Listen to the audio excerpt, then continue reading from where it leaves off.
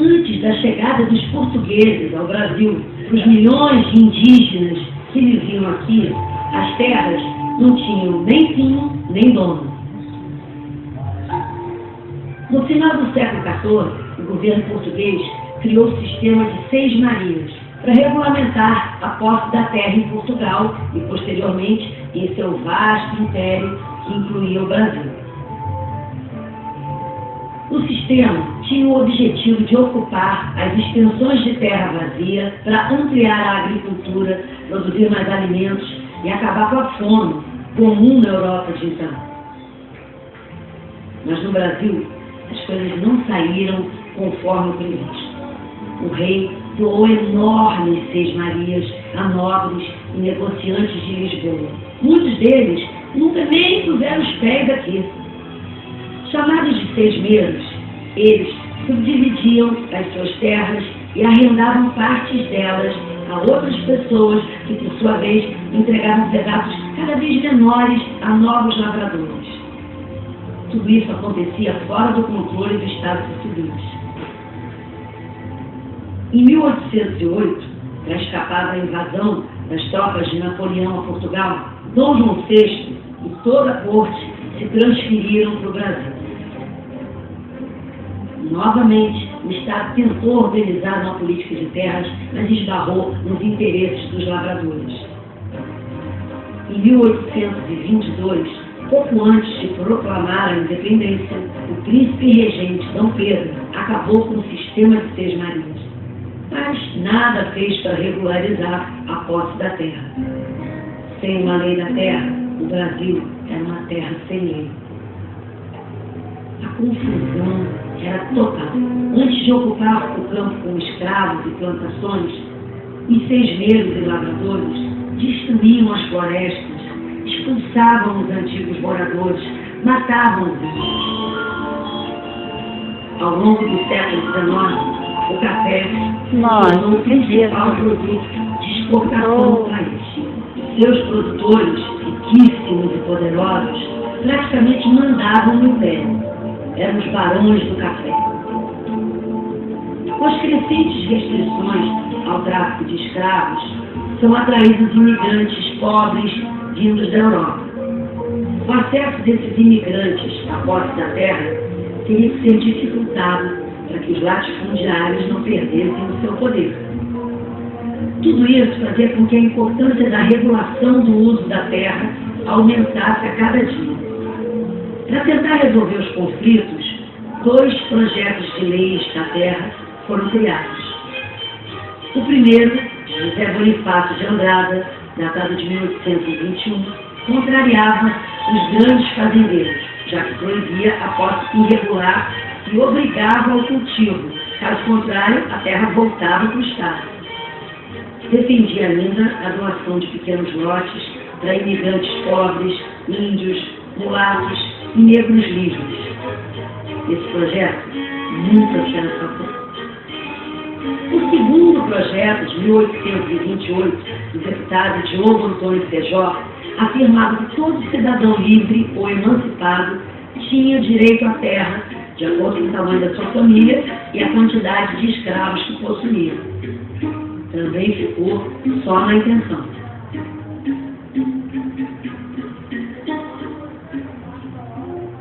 Em 1842, o governo imperial começou a elaborar um novo projeto sobre a regularização das terras do Brasil. Era a Lei de Terras, que foi aprovada pelo imperador em 1850 e regulamentada em janeiro de 1854.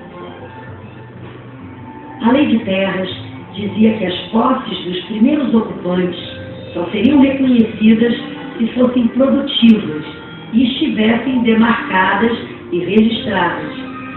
Seriam reservadas terras para fins de colonização, fundação de cidades, abertura de estradas e aldeamentos indígenas.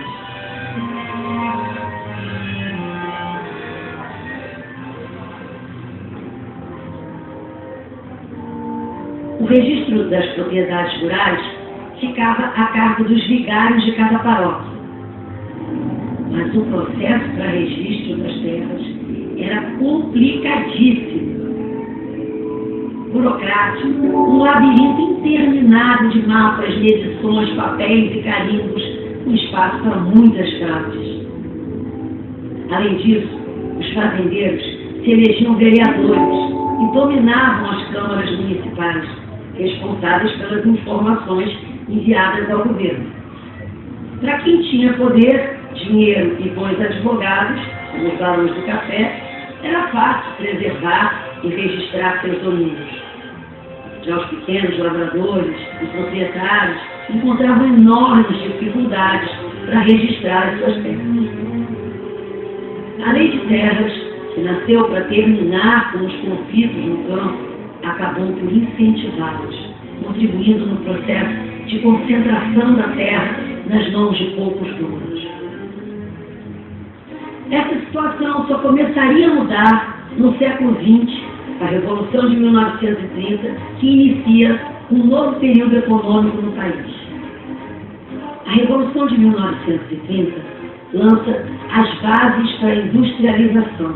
A agricultura começa a se modernizar com o uso de tratores e máquinas agrícolas. Muitos lavradores sem trabalho no campo se mudam para as cidades, que crescem de forma desordenada. Nos anos 50, os camponeses se organizam para lutar por seus direitos, entre eles o direito à posse da terra. As lutas no campo se intensificam e a repressão também.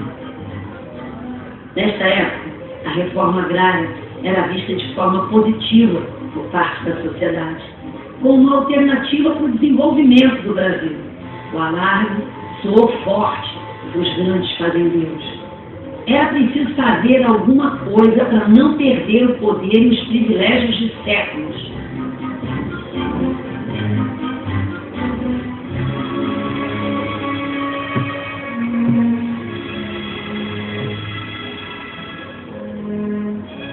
No começo de 1964, várias forças ligadas aos grandes fazendeiros se unem para criar um clima de pânico na sociedade, preparando o caminho para o golpe civil-militar e a chegada da ditadura.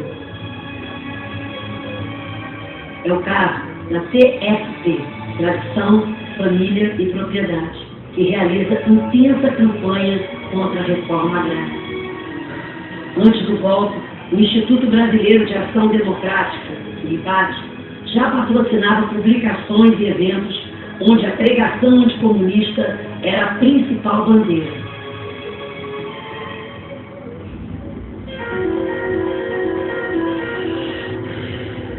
Milícias paramilitares, como o Movimento Anticomunista, MAC, e o Comando de Caça aos Comunistas, CCC, realizam atentados antes e durante a ditadura.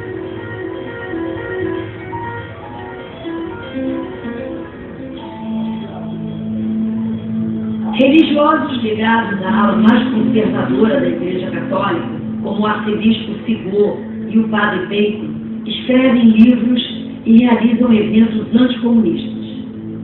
Nas pequenas e médias cidades brasileiras são criadas sociedades rurais que se tornam um importante espaço de discussão e apoio aos latifundiários e grandes proprietários de terra.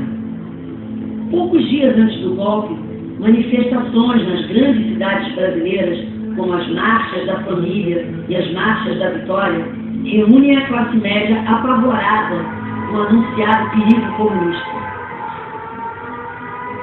Iniciado em 31 de março de 1964, o golpe civil-militar saiu vitorioso. Uma das primeiras leis decretadas pelo governo militar foi o Estatuto da Terra.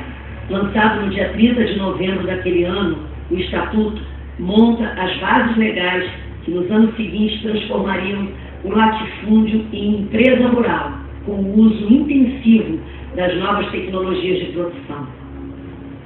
Nele está a semente das políticas agrárias em vigor até hoje e de toda a legislação atual sobre reforma agrária. O Estatuto determina que a terra deve assegurar o bem-estar dos proprietários, manter níveis satisfatórios de produtividade, conservar os recursos naturais e cumprir as leis trabalhistas. Também regulamenta as desapropriações de terra para a reforma agrária. Os imóveis improdutivos passam a ter preferência nas desapropriações para assentamentos de trabalhadores rurais sem terra. No período da ditadura militar, pouco se avançou nas desapropriações para a reforma agrária. Líderes das ligas camponesas e trabalhadores rurais eram presos, mortos ou expulsos de suas terras. O modelo econômico dos militares conseguiu multiplicar a produção agrícola brasileira, mas produziu ainda mais concentração de terra e renda, expulsando os trabalhadores do campo, aumentando a pobreza e a violência nas grandes cidades superpovoadas.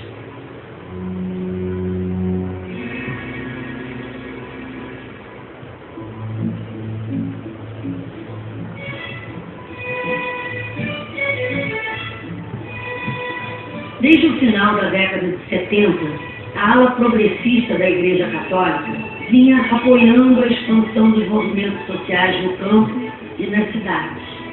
Com o fim do regime militar e a redemocratização, o tema da reforma agrária voltou a ser discutido pela sociedade.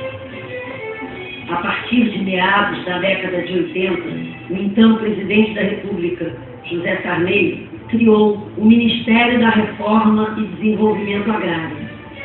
Lançou também o primeiro Plano Nacional de Reforma Agrária, com a promessa de assentar 1.400.000 famílias até o final do seu governo. Mas as esperanças novamente seriam frustradas e o número de desapropriações e assentamentos foi infinitamente menor do que o planejado. Os grandes fazendeiros se reagruparam em suas antigas organizações, como a Sociedade Nacional de Agricultura, SNA, mas também em novas, como a União Democrática Ruralista. Fundada em 1985 para fazer frente à reforma agrária, a UDR tinha uma atuação agressiva, incentivando inclusive a defesa armada dos grandes proprietários. A violência no campo aumentou. Agora não se matava apenas camponeses ou líderes, mas sindicalistas rurais, advogados e padres ligados à luta dos camponeses. A partir de 2002, no governo Lula, segundo dados divulgados pelo INCRA, mais de 600.000 famílias de trabalhadores rurais receberam lotes pela reforma agrária. Nesse período, quase 50 milhões de hectares de terras foram incorporados às áreas de assentamento. Por outro lado, segundo dados divulgados pelo IBGE em 2011, a concentração da posse da terra aumentou no Brasil nos últimos 10 anos. Enquanto quase metade das terras produtivas no país é ocupada por fazendas com mais de 1.000 hectares, as pequenas propriedades com até 10 hectares ocupam menos de 3% das terras disponíveis para a agricultura. Mesmo assim, estas pequenas propriedades voltadas para a agricultura familiar respondem por 70% da produção de alimentos que integram a cesta básica do brasileiro. Hoje sabemos que não basta desapropriar a terra e assentar as famílias. É necessário criar condições mínimas de permanência. Ainda está para ser feita uma reforma agrária que realmente atenda ao maior número possível de trabalhadores rurais, que permita que os pequenos e médios proprietários se desenvolvam, que fixe o homem no campo com condições dignas de vida e trabalho.